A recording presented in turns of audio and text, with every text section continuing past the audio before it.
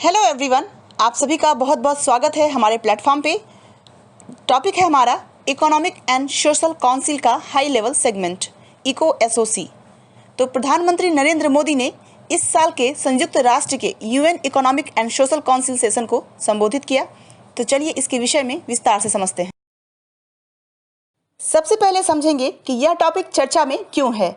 तो हाल ही में प्रधानमंत्री नरेंद्र मोदी ने UN economic and social council के हाई लेवल सेगमेंट को संबोधित किया था और उन्होंने कहा था कि यूनाइटेड नेशंस में सुधार की जरूरत है। मोदी के अलावा नॉर्वे के प्रधानमंत्री एडना सोलबर्ग और यूएन के सेक्रेटरी जनरल एंटोनियो ने भी सेशन को संबोधित किया था। और इससे पहले मोदी ने जनवरी 2016 में इको एसओसी की 70वीं वर्षगांठ को संबोधित किया था। इकोनॉमिक एंड सोशल काउंसिल का हाई लेवल सेगमेंट है और इस वर्ष की थीम क्या थी, दैट मीन्स 2020 की क्या थीम थी। तो multilateralism after 19, what kind of UN do we need at the 17th anniversary. मतलब कोरोना के बाद बहुपक्षीय 75वीं सालगिरह पर कैसा संयुक्त राष्ट्र चाहते हैं, इस वर्ष की थीम थी और इसका आयोजन प्रत्येक वर्ष होता है। संयुक्त राष्ट्र आर्थिक एवं सामाजिक परिषद क्या है, चलिए पहले इसको जानते हैं।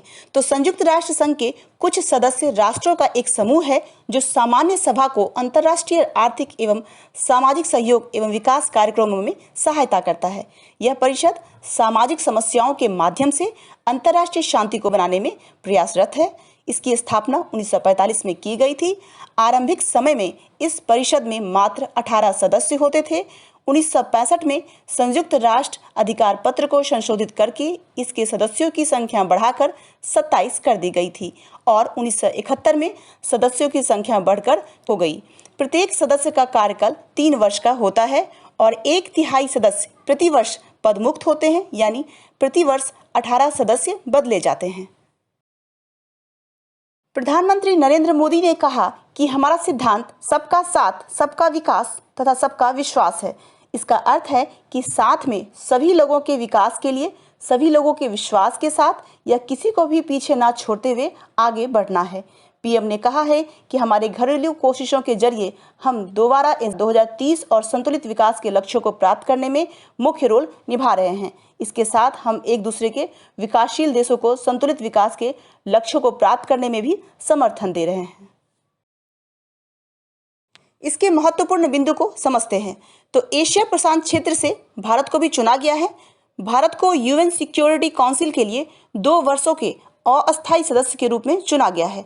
आर्थिक तथा सामाजिक परिषद में प्रत्येक सदस्य राज्य का ही एक प्रतिनिधि होता है। यूएन के मुख्य रूप से 6 अंगों में से है अल्जीरिया, चीन, बेलारूस, जापान, सूडान, न्यूजीलैंड इसके सदस्य हैं। इसका कार्य अंतर्राष्ट्रीय अर्थव्यवस्था, सामाजिक सहयोग एवं विकास के लिए संयुक्त राष्ट्र के आर्थिक, सामाजिक, सांस्कृतिक क्रियाकलापों के बीच समन्वय स्थापित करना है। अब समझेंगे इको एसओसी के विषय में।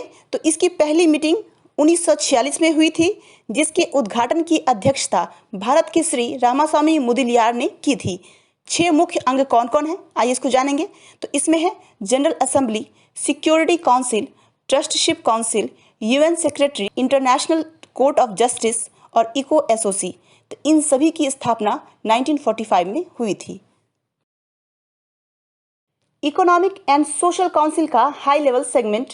तो इसमें सरकार, प्राइवेट सेक्टर, सिविल सोसाइटी अकादमी के हाई लेवल प्रतिनिधि भाग लेते हैं। इको एसओसी का हाई लेवल सेगमेंट वार्षिक कार्य के विषय में है और हाई लेवल पॉलिटिकल फोरम सतत विकास के लिए पॉलिटिकल लीडरशिप, गाइडेंस एवं सिफारिशें। इसके अंतर्गत वार्षिक हाई लेवल सेगमेंट में हाई लेवल पॉलिटिकल फोरम और डेवलपमेंट कॉर्पोरेशन फोरम शामिल है।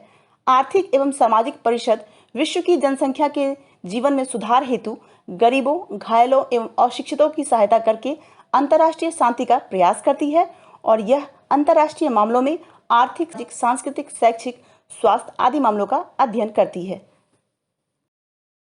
तो हमारे चैनल को लाइक करें, सब्सक्राइब करें और अपने फ्रेंड्स को शेयर करें। आज के लिए इतना ही। Thank you.